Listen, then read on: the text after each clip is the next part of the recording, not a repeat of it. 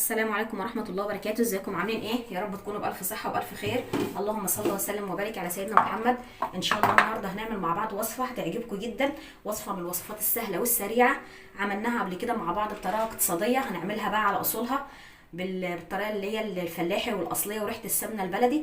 هنعمل القرايش الفلاحي بريحة السمنة البلدي، عملناها قبل كده بالزيت، اللي هسيب لكم اللينك بتاعها في صندوق الوصف. هتدخلوا على القناه وهتلاقوها طبعا بمكونات اقتصاديه، ممكن ان انت تعمليها بالزيت وبالميه بس، ومن غير تكلفه، سهله وسريعه، ما بتاخدش اي حاجه وتوفر معاكي كتير كمان. النهارده بقى هنعملها بالسمنه البلدي، هنعمل نص كيلو بس عشان يسهل عليكي، ولو انت عايزه تضاعفي المكونات هتضاعفيها. اول حاجه معايا نص كيلو من الدقيق زي ما احنا شايفين اهوت، دي متعدد الاستخدامات ونخلته كويس جدا. ومعايا كوبايه من السمنه السايحه دافيه بس كده، مش عايزاها تبقى سخنه ولا بارده، يا دوب بس ان انا دفيتها كده، كوبايه اهيت. ومعايا هنا كوبايه من الحليب، زي ما قلنا ممكن لو ما عندكيش حليب تستغني عن الحليب وتحطي لبن بودر وتعجني بالميه الدافيه. هنا متوفر الحليب فخلاص، يا دوب بس ان انا دفيته، عايزينه يبقى دافي مش عايزينه يبقى متلج. ومعايا هنا معلقه ونص من السكر، سكر الحبيبات العادي، ونص معلقه صغيره من الملح. طبعا هنضاف المكونات لو احنا هنعمل كيلو كامل. معايا هنا خميره فوريه او ممكن تستعملي الخميره البيره، اهم حاجه تكوني انت عارفه انها كويسه وشغاله معاكي. وهنحط رشه من البيكنج باودر، البيكنج باودر بيديها هنا هشاشه معانا وبتبقى كده بصراحه جميله اهوت. ومعايا هنا بقى السمسم، ممكن انت تحطيه تحمريه كده على الناشف، وممكن تتحمريه بمعلقه زبده بسمنه. يعني انا حطيت كده معلقه من السمنه اهيت، خدت من الكوبايه معلقه وعملتها فيها السمسم. ممكن انت تروحي تحطي ريحه الكحك، ممكن ان انت تحطي بتاع ينسون، ممكن في ناس بتعملها باليانسون او بالشمر. احنا هنا اكتفينا بالسمسم عشان احنا بنحبها بالسمسم بس. نقلب بقى البيكنج باودر كده وننزل بالسمسم بتاعنا كده، هو سخن على طول، لازم يبقى السمسم بتاعك عشان السمنه بتاعتي تبقى سايحه معايا. ننزل بالسمسم في الاول كده عشان انا عاملاه لسه على البوتاجاز وهو سخن. وننزل بالسكر وذره الملح ونقلبهم كده الاول مع بعض كويس، ندمجهم كده في كل الدقيق بتاعنا عشان السمسم يبقى في كل كميه الدقيق. بعد كده بنركن بقى الحليب لاخر مرحله، ونبدا نحط السمنه بتاعتي زي ما احنا شايفين كده. لازم السمنه تدخل في كل حبايه من الدقيق، يعني بنبسها كويس جدا لحد ما تتغلغل كده في ايه، في الدقيق كله زي ما احنا شايفين.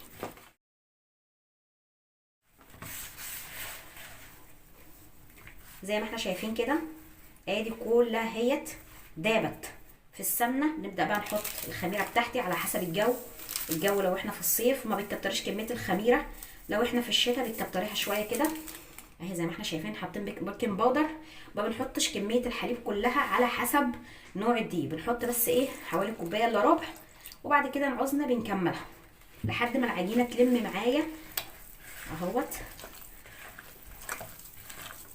تحس ان الكميه كتير، لا مش كتير ابدا ولا حاجه، كل ما بتعجني كل ما بتشرب معاكي. وزي ما احنا شايفين العجينه هي اتلمت معايا. طبعا انت بتجيبي من بره لجوه، ما بتعجنيش عجين، لا انت بتجيبي لحد ما اللبن كله يختفي. شايفين خدت كوبايه اللبن ما شاء الله اهي.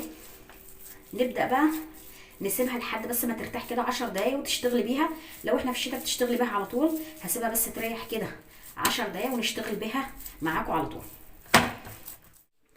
وادي زي ما احنا شايفين سبتها بس حوالي 10 دقايق كده ارتاحت معايا. بنبدا بقى نعمل ايه، اي حاجه تقطعي عليها اهوت وتبداي تلميها كده بالراحه.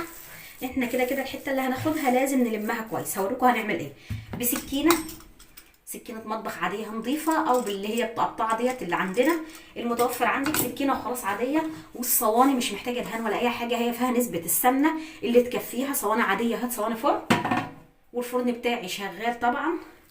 قبل ما تبدأي، احنا لسه مش هنسيبها، احنا هنسيبها تريح شويه. اول حاجه بناخد بقى قطعه كده على قد الحاجه اللي احنا بنعمل عليها، وتبداي ان انت تلميها كده عشان ما يبقاش القلب بتاعها مفرغ. يعني بتبداي تعمليها كده اهي، تدخلي وتخرجي تدخلي وتخرجي عشان ما يبقاش فيها اي فراغات. والحجم على حسب برضو ما انت حابه، ممكن انت تحشيها بالعجوه، ممكن تحشيها بالملبن، ممكن انت تحشيها بالعجميه، اي حاجه. احنا هنعملها ساده اهيت اهي. ترفعيها بتعرضيها على حسب طبعا ذوق كل واحد. اهم حاجه الاساس الصح، وبعد كده بقى بتعمليها زي ما انت عايزه. اهو زي ما احنا شايفين اول قطعه كده مع الحرف بنشيلها، نرجع نحطها مع العجين تاني، ونبدا بقى نقطعها كده رفيع اهي زي ما قلنا على حسب الذوق. نحاول ان احنا ما نتخنهاش اهم حاجه جامد عشان لسه بتنفش معايا طبعا في الفرن اهو زي ما احنا شايفين. ونبدا بقى نرص في الصيد بتاعنا، ما بنسيبش مسافه كبيره، هي ما بتزيدش زياده عن اللزوم اهو، حاجه بس كده سنتي من كل واحده والتانيه.